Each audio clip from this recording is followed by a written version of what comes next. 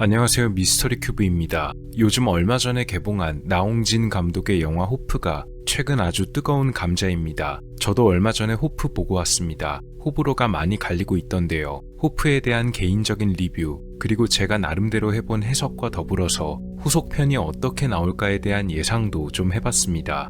영상 시작 전에 말씀드리고 싶은 것이 하나 있다면 현재 개봉한 지 얼마 안 된 작품이다 보니까 영화를 안 보신 분들이 많으실 것 같아서 최대한 스포일러는 자제하고 리뷰를 해보려 했습니다. 하지만 작품 내의 해석과 설명을 하려다 보니 영화 중후반 전개와 결말 부분을 포함하여 여러 가지 강한 스포일러가 들어갈 수밖에 없었습니다. 혹시 영화를 아직 관람하지 않으신 분들이 계시다면 이 점에 관해서 많은 양해를 부탁드립니다.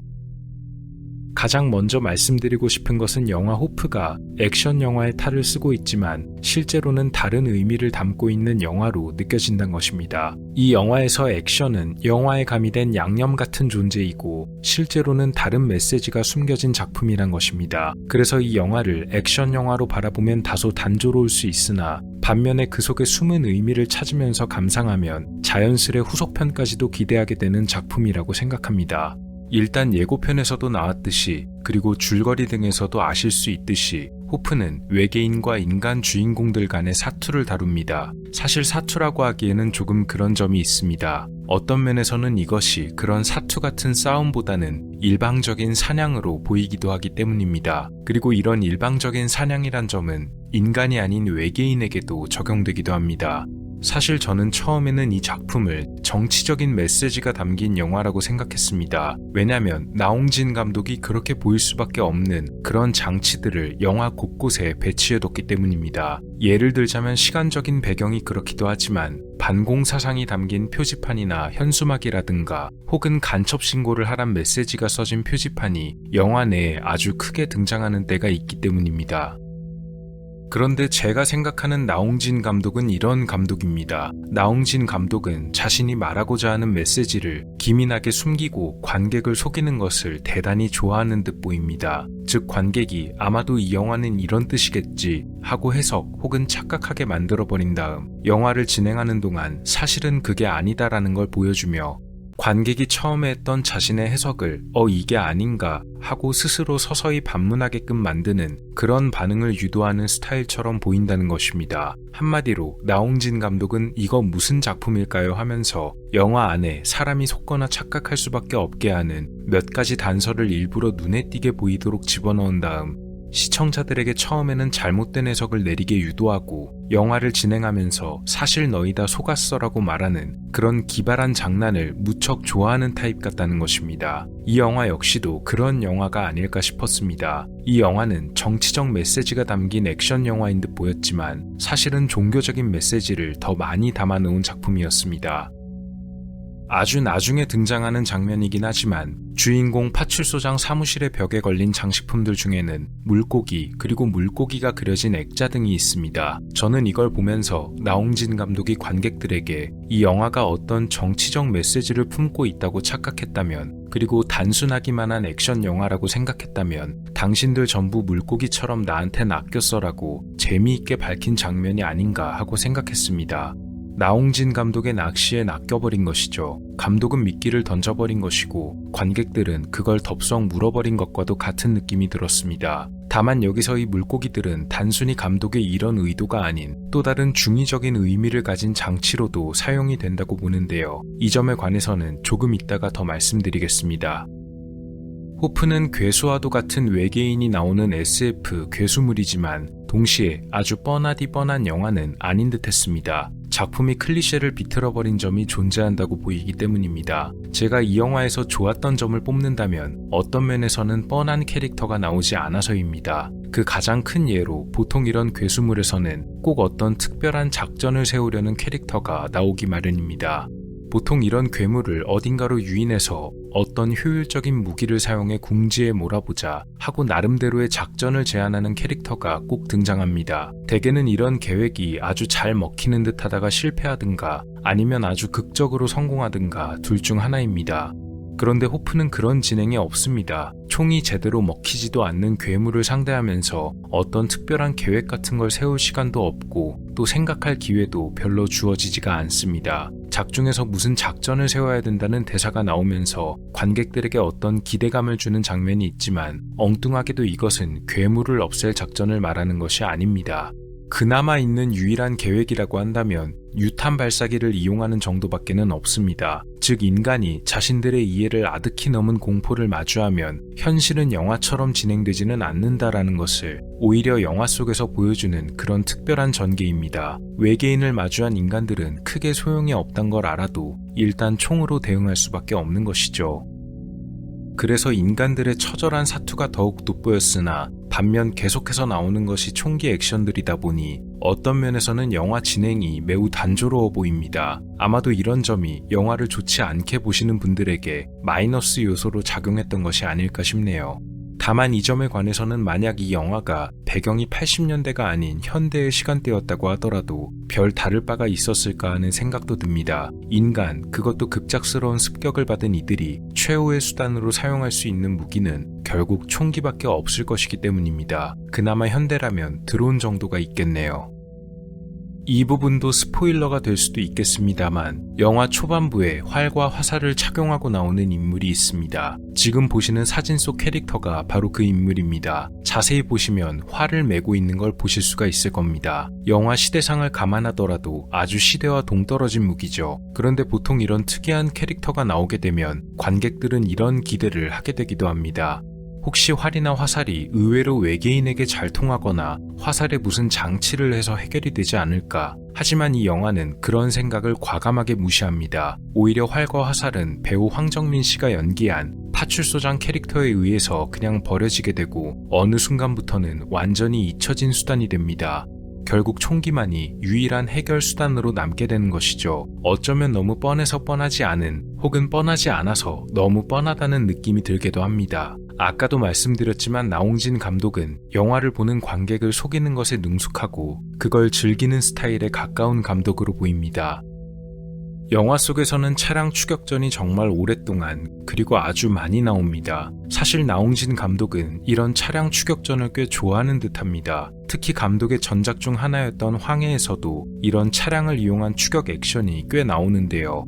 이런 추격전을 볼 때마다 드는 생각은 만드는 사람들도 정말 힘들었겠지만 보는 사람들까지도 꽤 지쳐버리게 만든다는 것입니다. 차량 추격전이 속도감도 있고 액션성도 좋지만 잠깐 나올 때는 좋아도 계속해서 지속되면 보다가 지쳐버리는 경우가 더 많지 않을까 합니다.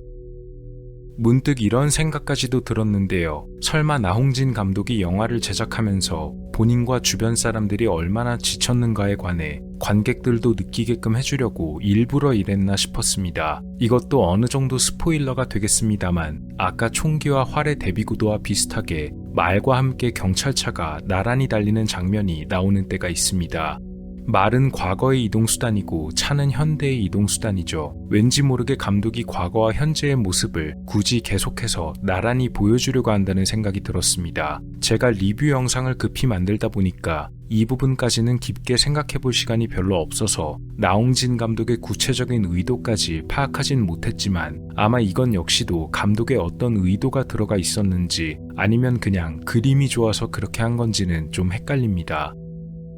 외계인과 주인공들이 마을에서 추격전을 벌이는 장면도 있습니다. 영화 호프 속 가장 주된 사건의 줄기는 외계인 하나가 작품 속의 마을 하나를 습격해서 건물이 전부 부서지고 사람들이 모두 당하는 내용입니다. 나중에 도망치는 외계인을 주인공들이 쫓아가는데요. 이걸 보면서 저는 이런 생각이 들었습니다. 우리는 세상이 선과 악의 대립으로 돌아간다고 믿고 있습니다. 그런데 선은 제약이 많지만 악은 제약이 별로 없습니다. 나쁜 놈들은 성역 없이 자기 마음대로 죄를 저지르지만 나쁜 놈을 쫓는 쪽은 항상 규칙을 지켜가며 싸워야 합니다. 그런데 이 외계인을 추적하는 장면이 딱 그렇습니다. 외계인은 집과 건물 등을 부셔가면서 이동하기도 하고 또 방향을 틀어서 논과 밭, 숲을 지나가며 자기들 마음대로 이동하고 도망치고 공격하고 습격합니다. 하지만 외계인을 쫓아야 하는 주인공들은 마을 내에서 빠르게 이동하기 위해 차를 타고 있다 보니 외계인들처럼 아무 곳이나 마음대로 갈 수 없고 정해진 도로만 가거나 그나마 깨끗한 길로만 이동해야 합니다. 제약 없이 제멋대로 움직이고 행동하는 외계인들, 반면 정해진 방법과 제한된 수단으로 싸워야 하는 지구인들, 어쩌면 이것이 선과 악의 대립 양상을 영화적으로 잘 나타낸 것이 아닌가 하는 생각도 들었습니다. 지금부터 들을 이야기도 강한 스포일러가 포함되어 있으니 이 점에 관해서는 많은 양해를 바랍니다. 다만 나중에서야 나오지만 외계인들이 무조건 악이었다는 것은 아니고 이들도 이들 나름대로의 사정이 있었다는 스토리입니다.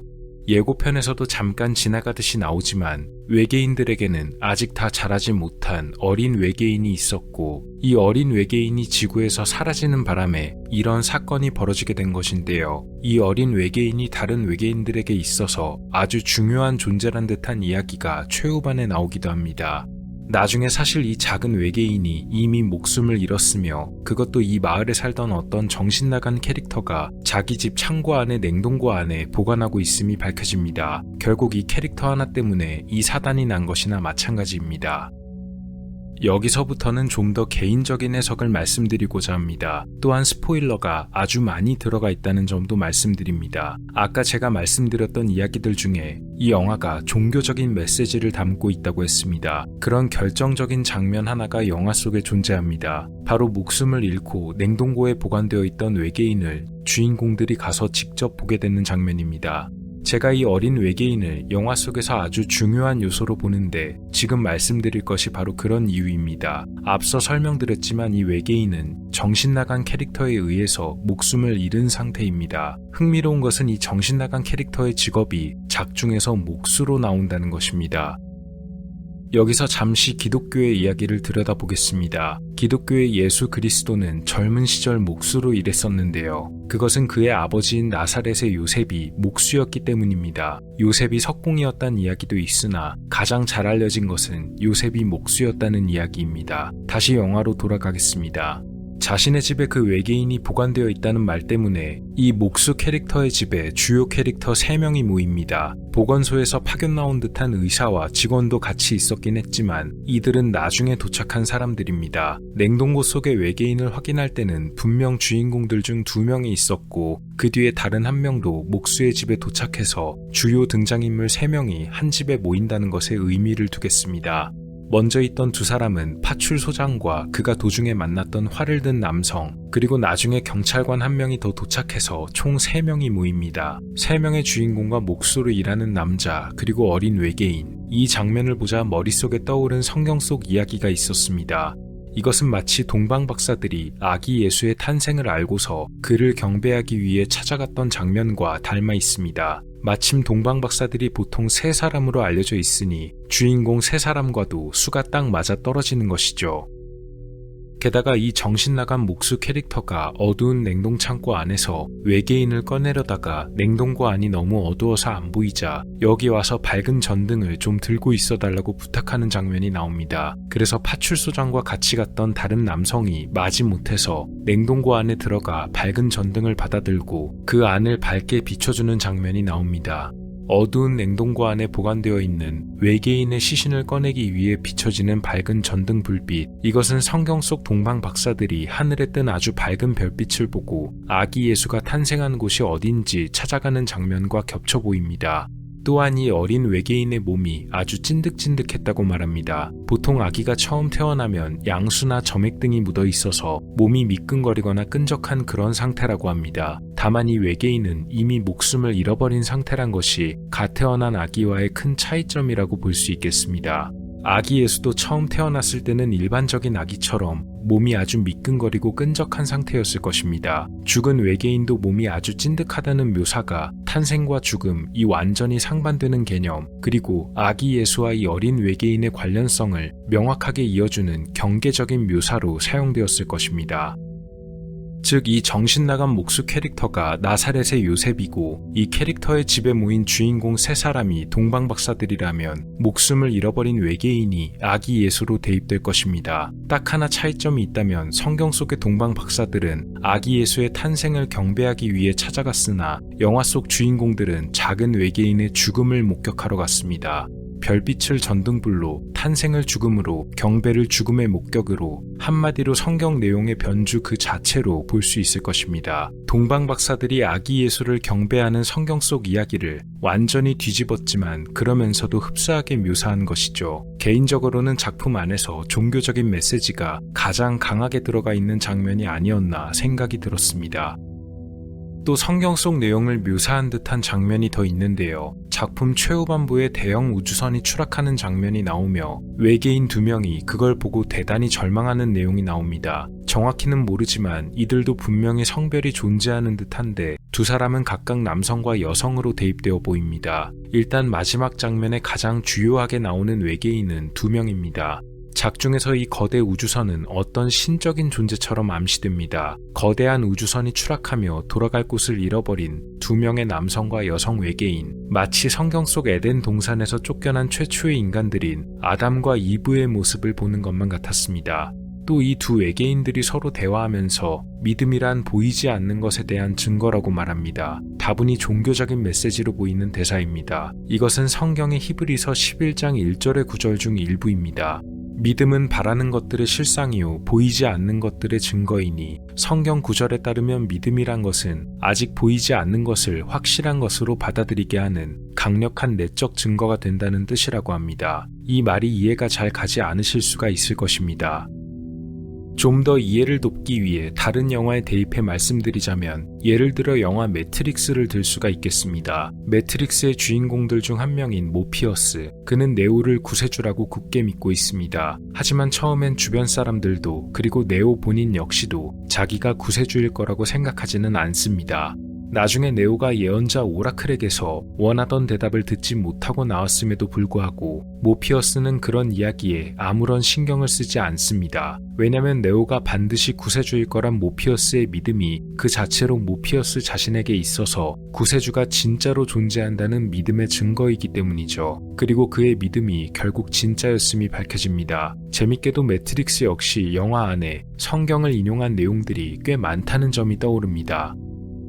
또 특정한 장면이 작중에 한번 지나갑니다. 완전히 박살난 어촌 마을 한가운데에서 뜬금없이 당나귀 한 마리가 나오는 장면이 있습니다. 그다지 오래 지나가는 장면은 아니었지만 꽤 화면에 큼지막하게 잡아줬기 때문에 아마 그 장면을 기억하시는 분들도 계실 것입니다. 성경에서도 당나귀가 자주 등장합니다. 그런데 그 중에는 이런 구절도 있습니다. 예수 그리스도가 아무도 타지 않은 당나귀를 타고 예루살렘에 들어간다는 구절이 바로 그것입니다. 그런데 문제는 영화 속에 나온 당나귀는 누구도 타고 있지 않고 심지어 빈 수레를 끌고 가고 있습니다. 당나귀에 타고 있어야 할 구세주의 자리를 비워둠으로써 직접적으로 이런 상황에 있어 구세주란 없으며 이 무서운 위기를 헤쳐나가야만 하는 것은 오롯이 인간 본인의 몫이란 것을 보여주는 것도 같았습니다. 또한 이렇게도 생각해 볼 수가 있는데요. 성경 속에서는 분명 구세주가 타고 가던 당나귀가 영화 속에서는 텅 비어있는 수레를 끌고 가는 것, 어쩌면 이것은 나홍진 감독이 영화 속에서 아직 구세주의 자리가 비어있는 상태이며 이 자리를 채울 메시아가 곧 오게 될 것이라는 어떤 후속적인 내용을 담은 복선이 아니었나 하는 생각입니다. 또한 아까 말씀드린 파출소장 사무실의 벽면에 수많은 물고기 관련 장식품들이 걸려있는 장면, 물고기는 기독교에서 아주 중요한 상징으로 쓰입니다. 물고기는 고대 그리스어로 익투스라고 불리는데 이 익투스의 각 철자 하나하나가 순서대로 예수 그리스도 하나님의 아들 구원자라는 말의 머리글자가 됩니다. 그래서 아예 예수 그리스도를 나타내는 상징으로 쓰입니다. 또한 성경 속에서도 오병이어의 기적 등과 함께 물고기와 관련된 기적들이 몇 가지 등장하기도 합니다. 그럼 대체 왜 파출소장의 사무실 안에 물고기들이 걸려있는가? 이것에 관해서는 머리를 좀 써봤지만 도저히 어떤 연관이 있는지 떠오르지가 않았습니다. 주인공들 중 한 명인 파출소장의 사무실에 종교적 상징인 물고기들이 걸려있다는 것은 어쩌면 이 주인공이 후속편에서도 매우 중요한 역할을 맡을 것이란 암시가 아닌가 하는 생각입니다. 호프는 제가 알기로는 3부작 혹은 그 이상으로 나홍진 감독이 제작을 계획했다고 알고 있습니다. 제가 감히 호프의 이후 내용을 예측해보자면 이렇습니다. 앞서도 말씀드렸지만 호프 마지막 장면은 이런 내용이 나옵니다. 우주인들의 모선처럼 보이는 거대한 우주선이 어떤 문제로 인해 파괴되면서 결국 추락하고 이걸 본 외계인들이 곧 절망하다가 다시 새롭게 일어나겠다는 듯한 내용입니다. 개인적 추측이지만 이 추락하던 거대한 우주선에 위기를 대비해 준비한 탈출선이 없었을 리가 없습니다. 제 생각엔 아마 이 우주선이 완전히 추락하기 전 탈출선을 이용해 지구로 탈출한 외계인들이 더 있었을 것이고, 후속작에서는 이 호프 본편에 나온 외계인들과 거대 우주선에서 탈출했던 외계인들이 연합해서 본격적으로 지구인들과 싸우는 내용이 나오지 않을까 싶네요. 단순히 한국에서만 싸우는 것이 아니고 어쩌면 세계 여기저기로 탈출한 외계인들 때문에 지구인들도 힘을 모아 싸우는 모습이 나오지 않을까 합니다. 즉, 외계인 연합과 지구인 연합의 대립인 것이죠. 작중에서 외계인들이 지구인과 비슷한 모습이기도 한데다가 이곳에서 적응하고 살아가는 것에 아무런 지장이 없어 보이므로 아마도 이곳을 자신들의 새로운 터로 삼으려고 할 것, 그래서 지구인들과 우주인들의 대립이 본격적으로 속편에서 다뤄지는 내용일 거라고 예상합니다. 그리고 나중에는 그렇게 싸우던 두 진영이 어떤 계기로 인해 화합을 할 기회를 맞이할 것 같아 보입니다. 외계인들이 자기들의 행성으로 돌아가서 새로운 시작을 다시 맞이할 수 있는 기회, 그리고 지구인들은 다시 지구를 되찾을 수 있는 기회. 그리고 아마 그 기회의 열쇠가 될 수 있는 계기는 바로 호프 본편에서 나온 목숨을 잃은 외계인, 이 어린 외계인이 중요한 열쇠가 될 거라고 생각합니다. 아까 말씀드렸듯이 이 어린 외계인이 나오는 장면은 성경 속의 아기 예수 구절과도 많이 비슷합니다. 즉, 이 어린 외계인을 예수와도 같은 존재로 대입할 수가 있는 것인데, 예수 그리스도가 성경 속에서 보여준 기적들 중에서도 가장 큰 기적은 바로 죽음에서의 부활입니다. 성경 속 예수의 제자들이 다시 결집할 수 있던 큰 계기도 예수가 죽음에서 부활한 것을 목격했기 때문입니다. 작중에서 이 어린 외계인이 아주 중요한 존재로 언급됐던 만큼 어쩌면 어린 외계인이 예수 그리스도처럼 다시 부활하고, 이걸 본 외계인들이 다시 부활한 어린 외계인을 통해 지구인과의 싸움을 마치는 극적인 내용이 아닐까 싶네요. 결국 외계인들도 다시 원래대로 살아갈 수 있다는 희망, 그리고 지구인들도 평화로운 지구를 되찾을 수 있다는 희망, 그렇기 때문에 이 영화의 제목이 희망, 호프가 아닐까 합니다. 이 어린 외계인의 부활이 그 희망의 씨앗이 될 것 같은 그냥 이런 예상을 개인적으로 한번 해봤습니다. 영화를 보다가 문득 어떤 장면들이나 스토리 안에서 다양한 작품들이 보이는 것만 같은 느낌을 받기도 했습니다. 알 수 없는 외계인들의 침략과 그에 맞서 싸우는 주인공들, 그러나 압도적인 힘을 가지고 있고 때로는 모습을 바꿔가는 외계인들을 보면서 일본의 만화 중 하나인 간츠가 떠올랐습니다. 간츠 역시도 지구인들이 외계인과 맞서 싸우는 이야기입니다. 특히 이 만화 간츠에서는 검은색 구체가 중요한 요소로 나오는데, 하필 영화 속 외계인들이 타고 온 우주선 역시도 구체 형태입니다. 또 공교롭게 만화 간츠 에피소드 1편 역시도 영화 호프의 내용과 좀 비슷한 면이 하나 있는데요. 간츠에 처음으로 등장하는 외계인은 파성인이란 외계인입니다. 대파를 좋아하는 특이한 식성이라서 파성인으로 불리는데요. 이 파성인이 폭주하며 만화 속 등장인물들을 공격하는 계기도 외계인의 자손이 지구인들에 의해 목숨을 잃었기 때문입니다. 어린 외계인이 숨져서 벌어진 호프 속 사건과 좀 비슷해 보이죠. 또 최후반부 결말을 보면 영화 아포칼립토가 떠오릅니다. 이건 역시 스포일러가 포함되어 있으니 양해 부탁드립니다. 최후반부에 외계인들의 거대 우주선이 추락하면서 지구인들에게 있어서 재앙이었던 외계인들에게도 자신들만의 재앙이 따로 찾아오게 되는데요. 영화 아포칼립토 역시 원주민 부족의 대립이 줄을 이루다가 결말 부분에 스페인 함대가 상륙하는 것을 보여주며 서로 싸우던 두 부족 모두에게 새로운 재앙이 왔음을 보여줍니다.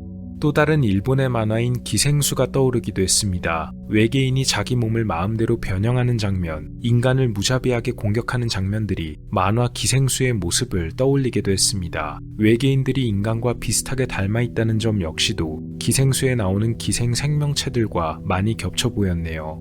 영화 클로버필드도 생각이 났습니다. 호프에서는 영화 초반까지 뭐가 마을을 습격했는지 명확하게 그 구체적인 모습이 나오지 않습니다. 영화 시작 약 1시간 정도쯤에 가서야 그 모습을 드러내는데요. 영화 클로버필드 역시도 비슷하게 괴물의 존재를 초반에는 보이지 않게 처리하고 있다가 나중에 공개하면서 긴장감을 끌어올리는 연출을 사용합니다. 이런 점에서는 영화 클로버필드와 흡사한 면이 있었습니다. 제가 마지막으로 신경 쓰이는 것이 하나 있었는데 그것은 바로 영화의 색감이었습니다. 보통 영화가 색 보정 작업을 거치는 것으로 알고 있는데요. 제가 갔던 상영관의 스크린이 이상했던 것인지 아니면 실제 영화 색 보정 작업이 그랬던 것인지 모르지만 가끔 영화에서 색감이 들뜨게 나오는 장면들이 있었습니다. 굳이 묘사를 드리자면 도로의 물 웅덩이에 자동차의 기름 등이 둥둥 뜨는 모습을 보신 적이 있으실 텐데요. 그 기름이 물 위에 둥둥 떴을 때의 그 색감, 약간 형광색을 띠는 보랏빛 같은 그 기묘한 색감이 먼 산을 비춰주는 장면이나 혹은 캐릭터들의 옷감에서 가끔씩 보이기도 했습니다. 그런데 외계인들의 빛나는 피부가 가끔 캐릭터들의 옷감에서 보이는 그런 색감과 비슷한 색을 보여줄 때가 있다는 점이 좀 절묘합니다. 만약 이것까지도 나홍진 감독이 의도한 것이라면 아마 서로의 색이 서로에게 묻어있는 화면을 통해서 사실 외계인과 지구인 모두가 같은 운명을 향해 가고 있다는 그런 복선을 위해서 표현한 하나의 장치일 수도 있겠습니다. 만약 정말 그렇다면 꽤 대단한 방법이라고 생각합니다. 색 보정 작업으로도 감독의 의도를 영화 내에 집어넣은 것이니까요. 그런데 이건 제가 갔던 상영관의 스크린이 이상했던 것일 수도 있습니다. 혹시 이 부분 관해서 비슷하게 느끼신 분이 계시는지 모르겠네요. 영화 호프는 제목답게 여러 가지 희망을 보여줍니다. 그러나 곧 그 희망이 절망으로 변하고 그 와중에 또 다른 희망을 새롭게 찾아내며 끝까지 포기하지 않는 주인공들의 모습을 조명합니다. 인간은 끝없는 절망과 문제들 속에서도 언제나 희망을 찾아 나아가는 존재들이란 것이고 어쩌면 그것이 인간의 본성이 아닐까 하는 그런 질문을 던진 것처럼 보이기도 합니다. 나홍진 감독이 다른 작품들과는 다르게 이 영화 안에서는 참 코믹한 장면을 많이 집어넣었습니다. 실없는 장면처럼 보이기도 하는데 어쩌면 그런 코믹한 장면들도 이런 점에서 봤을 때는 인간이란 언제나 희망을 잃지 않는 법이다라는 메시지를 좀 더 직접적으로 보여주고 싶었던 게 아닌가 싶기도 하네요.